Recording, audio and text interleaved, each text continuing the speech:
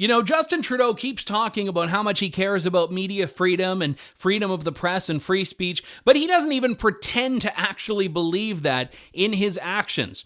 You may recall last week I did a year-end interview with Conservative Party of Canada leader Erin O'Toole.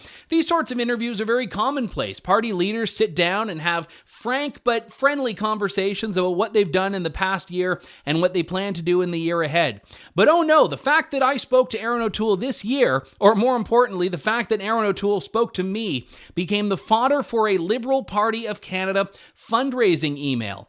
The Liberals sent this out, accusing Erin O'Toole of far-right politics, saying that his granting of an interview to the, quote, far-right True North really was just akin to speaking to an anti-immigration right-wing think tank, despite the fact that we're a news organization and a media outlet that offers poignant commentary, breaks stories, and competes with the mainstream media journalists that Justin Trudeau has given $600 million to.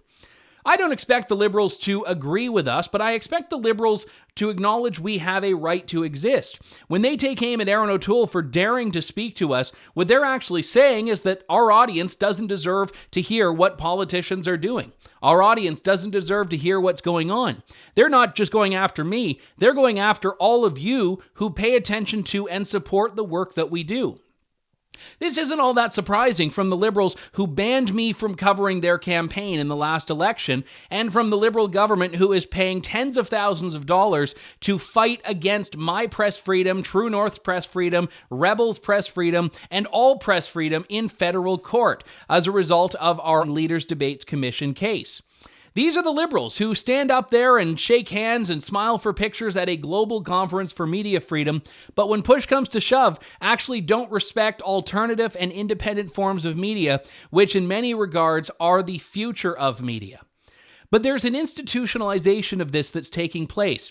Take a look at a draft policy circulated among members of the Parliamentary Press Gallery, which is basically the organization that serves as the gatekeeper to covering any events that take place on Parliament Hill, especially with the Liberals, which have decided to outsource all accreditation to the Parliamentary Press Gallery. This draft policy, written by members of the mainstream media in Ottawa, says that accreditation is a privilege and not a right.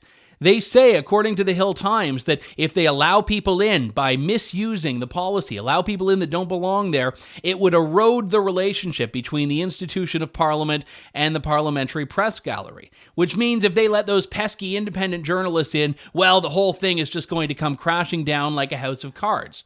Now, there's no reason that they can't respond by going after behavior. If someone acts out, if someone does something wrong, if someone actually breaks the rules, then deal with it. But by preemptively saying that no one who's not like us deserves to cover what's happening in government, they're actually allowing the very people that are enjoying press freedom in their day-to-day lives are actually allowing press freedom to be curbed and curtailed by a government that doesn't want its political opponents to speak to the media outlets that they don't think are legitimate.